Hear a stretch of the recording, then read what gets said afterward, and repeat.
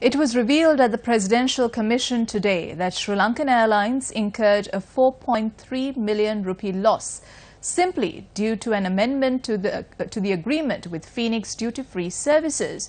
Newsfirst Zulfiq Farzan reports from the Presidential Commission of Inquiry.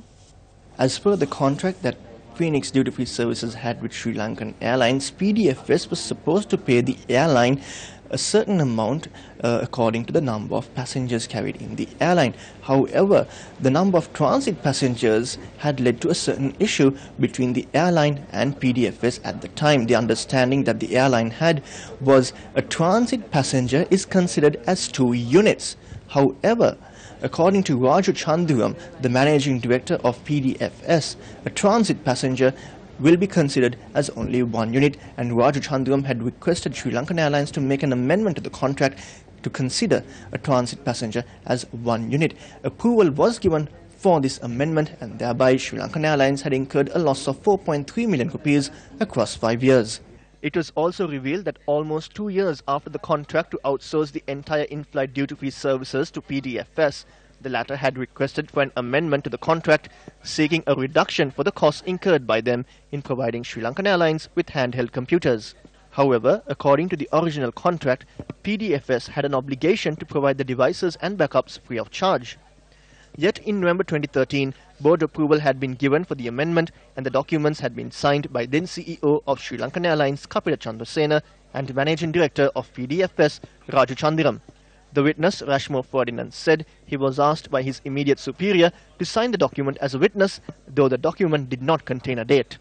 The Presidential Commission issued a direction on the chairman of Sri Lankan Airlines to provide details on whether the national carrier was given the benefit of any price difference of the goods purchased from suppliers in its name for the in-flight duty-free services. In 2011, at a time when Sri Lankan Airlines had called for open tenders on the supply of wines and champagne for consumption on board flights, Phoenix duty-free services had put forward a separate proposal.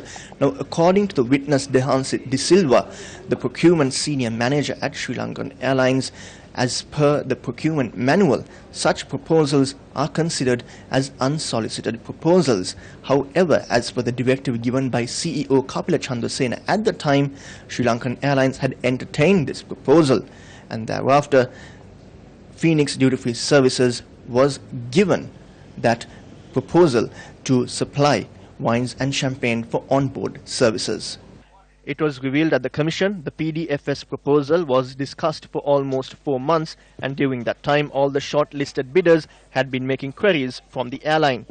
As there was no positive outcome from Sri Lankan Airlines, the bidders had expressed their disappointment and referred to the airline's conduct as a joke, adding they would be informing all other suppliers to not work with Sri Lankan Airlines.